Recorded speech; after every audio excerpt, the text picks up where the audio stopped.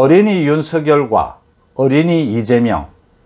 오늘 이재명 후보 캠프 대변인이 자신의 페이스북에 이재명의 어린 시절과 윤석열의 어린 시절 사진을 비교해서 올려놓으면서 이재명의 옷과 윤석열의 옷 사진을 보며 생각은 각자의 그릇만큼이라는 글을 올렸습니다. 그래서 많이 화제가 되고 있습니다.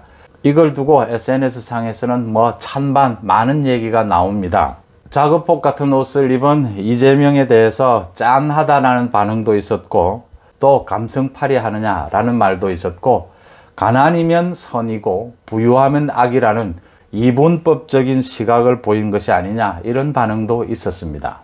2021년 현재의 시점에 대한민국의 대통령, 정치 지도자는 어떤 모습이어야 할까?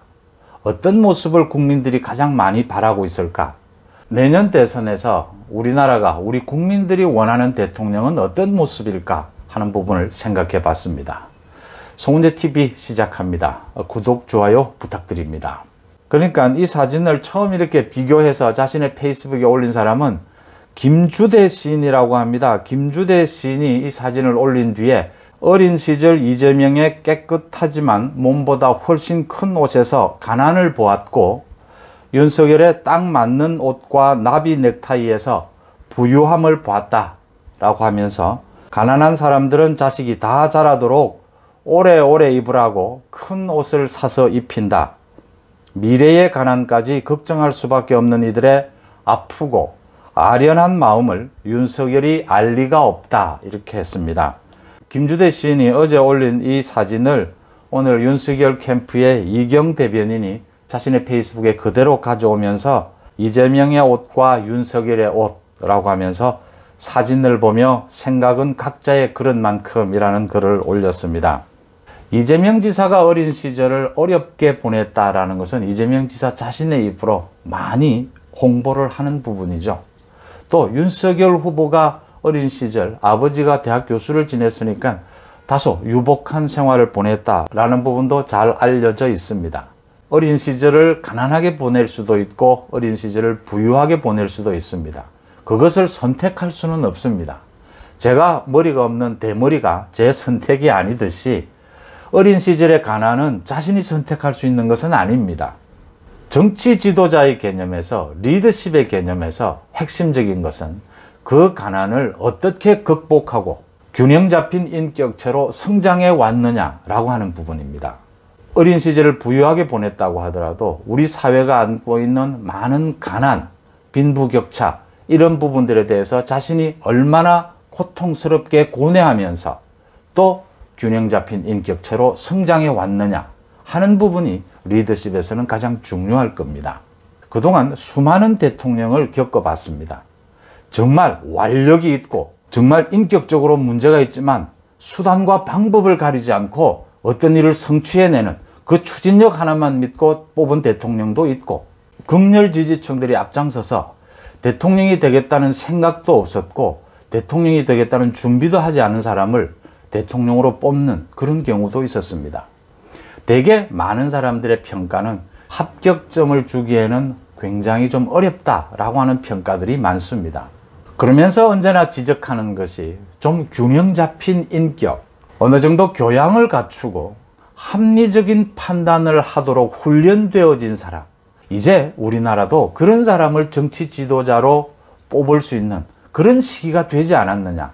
우리가 이제 경제적으로나 민주주의 부분에 있어서나 여러 부분에 있어서 상당히 성숙해 온 만큼 이제는 어떤 일부분, 추진력이라든가 완력이라든가 한 일정 부분을 보지 않고 다양한 면에 균형 잡힌 면을 보면서 그런 지도자를 우리도 이제 가질 때가 되지 않았느냐 하는 이야기들은 오래전부터 있어 왔습니다. 이재명 후보 같은 경우에 어린 시절을 굉장히 어렵게 보냈고 그것을 극복하면서 지금 이 자리에 왔다는 것은 잘 알려져 있는 일입니다. 수단과 방법을 가리지 않고 자신의 생계를 해결했다는 점에서도 공감을 합니다. 문제는 정치 지도자가 된 지금도 수단과 방법을 가리지 않고 자신의 생존, 자신의 생계를 해결하는데 급급한 수준이라고 하는 점입니다. 복합적인 인격체로 성장했느냐라는 부분에서 의심을 가질 수밖에 없는 부분입니다. 그러니까 성남시장을 하고 경기도지사를 하면서 자신이 가진 그 모든 권력을 공익을 위해서라기보다는 모두 자신이 성장하는데, 자신의 욕심을 채우는데, 자신이 정치적으로 생존하는데 모두 활용하는데 급급했다. 모두 다를 공익을 위해서 희생하라고 할 수는 없습니다. 그래도 공익을 위해서 자신의 이익을 희생하는 부분이 절반은 넘어서야 한다라고 하는 부분입니다. 그래야 리더십이라고 얘기할 수 있는 것이죠. 대장동 비리를 보면서도 많은 사람들이 지적하는 부분이 이재명 후보의 이 죽기 살기식에 자신의 생존을 위해서, 탐욕을 위해서, 정치적인 성장을 위해서 저 대장동 비리를 저질렀을 것이다. 이재명 후보가 10여 년 전에 자신의 형수에게 한 그 쌍욕 이야기, 그 쌍욕을 들어본 사람들이면 한결같이 이야기하는 것이 평생 살면서 한 번도 들어보지 못할 그런 욕이다. 욕이 계속해서 대화처럼 나옵니다.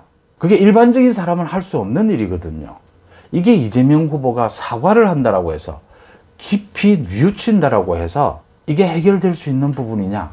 자신의 생계를 해결하기 위해서 수단과 방법을 가리지 않고 탐욕스럽게 살아가는 그 생활 행태가 이재명 지사는 지도자가 된 이후에도 전혀 바뀌지 않은 게 아닌가 하는 의구심을 가질 수밖에 없는 대목입니다. 반면에 윤석열 후보 같은 경우에 그 문재인 정권의 그 엄청난 압박, 협박에도 거의 혼자서 맞섰지 않습니까? 그렇게 맞서는 모습을 보면서 윤석열 후보의 저 저력, 저 내공은 도대체 어디에서 나오는 것일까 하는 얘기들이 많이 있었습니다. 그런 얘기의 와중에 이제 균형 잡힌 합리적인 판단력, 교양, 이런 부분들이 공정과 정의의 이름으로 문재인 정권에 맞설 수 있었던 그런 힘이 아니었느냐. 문제는 정치 지도자에 있어서 가장 지혜로운 정치 지도자는 자신의 개인적인 이익과 그 당시에 사회적인 이익, 거의 대부분을 일치시킬 수 있는 지도자가 가장 현명하다라고 하죠. 그런데 그게 언제나 일치될 수는 없는 부분입니다. 개인의 이익과 공익이 맞부딪히는 경우도 언제나 생길 것입니다. 그래도 절반 이상은 언제나 공익에 손을 들어주는, 자신 개인의 이익을 희생할 줄 아는 그런 균형 잡히고 합리적인 리더십을 이제 대한민국 국민은 가져도 될 만한 그런 자격 갖추지 않았느냐라는 얘기가 나오고 있습니다. 여러분들은 어떤 생각이 드십니까? 고맙습니다.